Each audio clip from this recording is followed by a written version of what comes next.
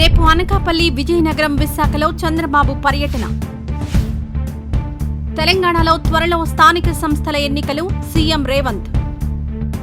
ఈ నెల 16న AP cabinet భేటీ. తెలంగాణలో 400 కోట్ల రూపాయలతో మారియట్ పెట్టుబడులు. ఉత్తరాదిన కుండపోత వానలు, రెడ్ అలర్ట్ జారీ.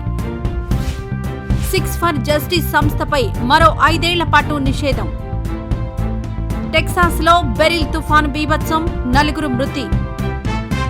జూన్లో 21,262 కోట్లు దాటిన ఎస్ఐపి పెట్టుబడులు.